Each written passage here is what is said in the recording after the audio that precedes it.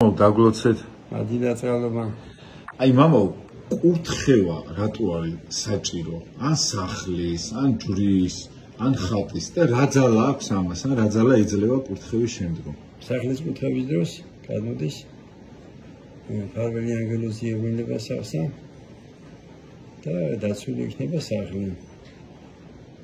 ასევე იმის ხატის და ჯვრის კურთხევის დროს როცა ხალხს ვაკურთხებთ, ნადისულისაც მიდისა გადადის ხატზე და ჯვარზე და ასევე ფარველი ანგელოზები ყავს ხატსა და ჯვარსაც. ისე უბრალოდ სურათია და უბრალოდ ისე ნადის გარეშე ფარველი ანგელოზი არ ყავს და ასევე კურთხევა ესაძმეს ორჯამით. ესა მგლის მოძვრის ხელით ხდება. ჯვრის კურთხევა ხატის კურთხევა, სახლის კურთხევა, მაგრამ თქვენ საქმეს უჭამთ. ყველაფერს გადასახედ ჯვარი. ზემოდან ქვემოთ მაჯვიდან მარცხნივ, იმიტომ რომ ახლა ძალიან ბევრი გემოდიბისური პროდუქტებია და საწამლავიც რო იყოს.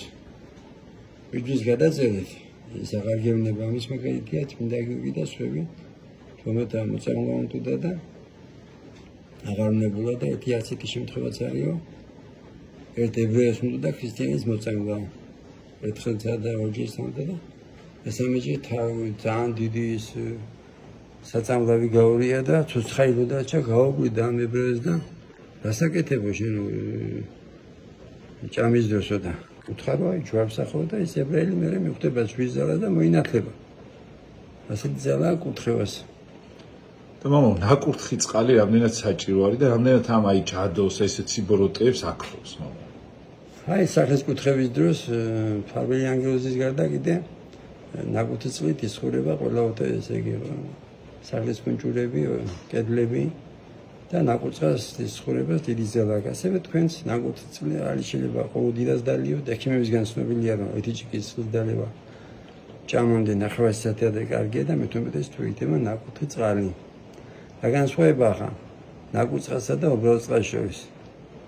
მოძვრის კურთხევით მარდი გადადის წყალზე და ის არ ფუჭდება ის წყალი.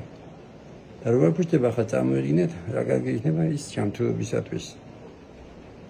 ამიტომ გიჩვენებთ რომ ნაკურთხი წყალი დალიოთ ყოველ დიდას და ასევე თუ ოჯახში ყავთ სულიერად დავამტყოფი იმასაც თუ არ დალევს თვითონ თქვენ ასხურეთ წყალი, ნაკურთხი წყალი.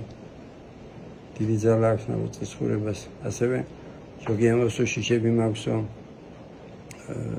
ძილის დროსო და ეს ცუდი სიზმრები მაქვსო. უნდა თქვენ თვითონ შეგიძლიათ ნაკურთხი წყალი ასხუროთ ლოგინზე ოთახებში ყოველ დილას საღამოს და ასევე დაანთოთ საკმეველი. როდის საწინააღმდეგოა. და მამა, აი ეს ყველაფერი მღვდლის გარეშე რისი კურთხევა არ შეგვიძლია ჩვენით. აი ეს თუ შეიძლება რომ თქვა. და რა საჭირო აქვს სასულიერო პირი? სასულიერო პირი ახლა სას ვერ აკურთხებ.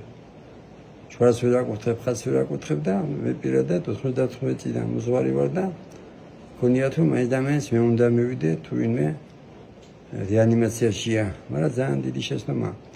იმიტომ რომ ახლა მე დიდი ხანი მგდელი ვარ და დაინახეს რომ ჩემი მისვლით ექიმიდან ჩამოწერილი ფერზე დამდგარა, იმას ვხვდებიან რომ მაინც რომელი მგდელი მივა იმას კი არა მნიშვნელობა 7 ზეთის ცხებას.